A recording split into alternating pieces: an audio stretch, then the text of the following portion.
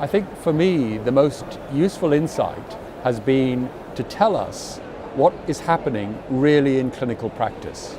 And we expect practice to match the guidelines, but there's a real shortfall.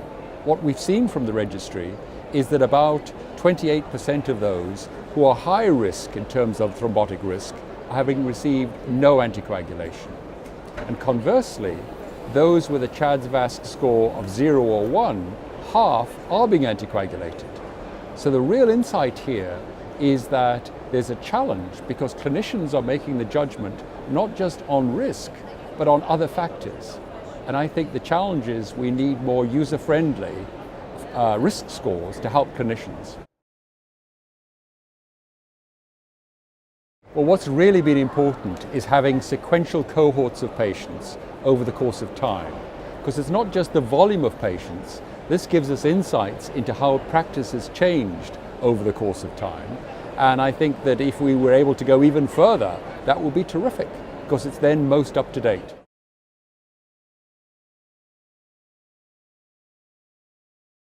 I think the updated guideline has a more holistic approach to how you manage the AF patient. And for me, that's really the most important update in the guideline. It's not just looking narrowly, it's looking at all of the management of these patients.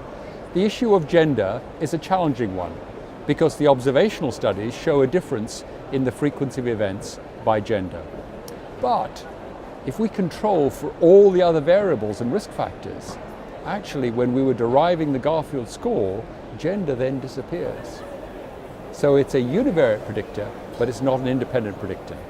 And I suspect that in years to come, we're going to measure people on the basis of their individual risk factors, not just their gender.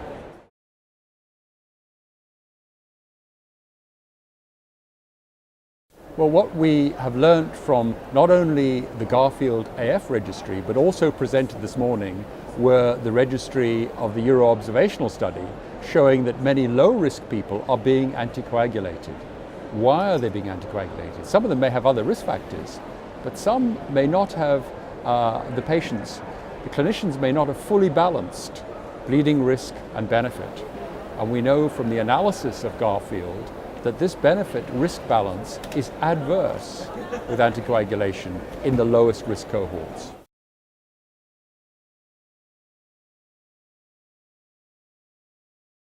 The key results from the Garfield score presentation were that for the first time we have a new score to predict risk and the risk and benefit in patients with atrial fibrillation. So in the past we've had CHA2DS2-VASc, and CHA2DS2-VASc has been useful, but that's just looking at thrombotic risk. And we don't know, or didn't know until recently, how CHA2DS2-VASc worked in lower risk patients. What we found is that CHA2DS2-VASc is not very powerful for low-risk patients. In fact, the C statistic was 0.56, so it's only just better than the play of chance. What we've derived is a new integrated score for death, for stroke, and for bleeding, all in one score. And so this gives the clinician the balance. And this score allows the clinician not only to look at higher risk patients, but low risk patients. And it performs in a much more powerful way in the low-risk patients than things like CHA2DS2-VASc.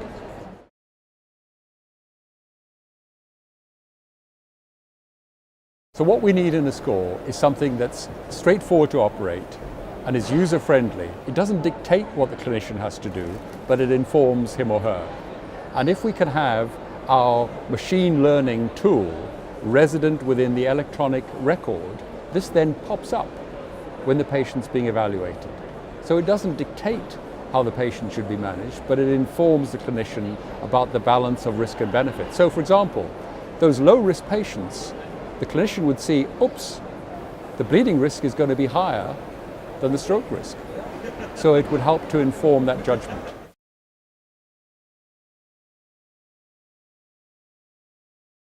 The first step was to make the integrated machine learning score available electronically. Step 2 is to have a simpler web-based version that can go into your smartphone when you're seeing the patient, enter the characteristics, and you've got the score right there.